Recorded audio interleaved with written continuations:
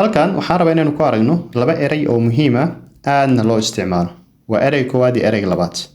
erey walba waxaynu baran doonaa qaabka loogu dhawaaqo, part of speech-ku yahay, micnihiisa iyo inaynu isku dayno inaynu jumlad gelin. haddii xitaa aynu heli karno opposite-kiisa ama synonymkiisa iyadana sidoo kale aan fiirino. erey koowaad aan ku hormarno. ereygan koowaad waxaa loo akhriyaa experience. experience waa khibrad af Soomaali, khibrad. yani qofka markuu muddo u noolaado ama muddo uu wax sameeyo yani khibrad buu helaa. This is the knowledge gained from doing something. yani waa khibradda ama aqoonta ka helaysid markaad wax ku celcelisid marka dambe aad samaysid. Part of speech haddaynu fiirno, ereygan waa noun, waa ismi ama magac. baydii mar qaar xitaa isagoo verb waa jira, waxay ku xiran tahay qaabka u isticmaashid. isagoo ficil ahna waa jira. marka part of speech haddii lagu weydiiyo, noun waa haddaa dhahdid maadan hadlaynin, verb waa haddaa dhahdid iyadana sidoo kale maadan hadlaynin. experience marka waxaan dhahnay waa khibrad. haddaynu for example jumlad gelino waxaan ku leeyahay she has work experience. she has work experience. yani iyadu xirfad yani khibrad ayay u leedahay shaqadatan.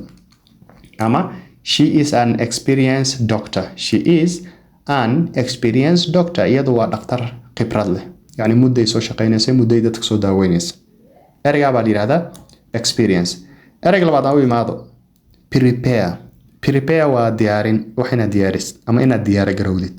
prepare ayaa loo akhriyaa, prepare. part of speech haddaynu fiirino waa ficil, waa verb. it is a verb. so simply waxaa waayo to get ready. to get ready inaad isdiyaarisid ama xitaa andhaho aad wax diyaarisid. for example, prepare for your exam. hey Ahmed, make sure you prepare for your exam. okay, full stop kaas meesha kuma jirto, qalinka iga dhacay. you prepare for your exam. waxaad samaysaa imtixaankaad isku diyaari. prepare for your exam. ama haddii kale aan dhaho halkan aan ku ciriirinayaa she prepared lunch. she prepared lunch. iyada qadaday diyaarisay. soo ma aragtid? marka hal mar recap aanu sameyno. waxaan dhahay experience waa khibrad, waa noun, waana verb. ereyga labaad waa prepare. prepare waa diyaarin ama isdiyaarin ama wax inaad diyaarisid. waa verb. micnaheeduna waxaa waaye to get ready. haddaynu jumlad gelin waxaan leenahay prepare for your exam. imtixaankaad isku diyaari. I hope you have learned something.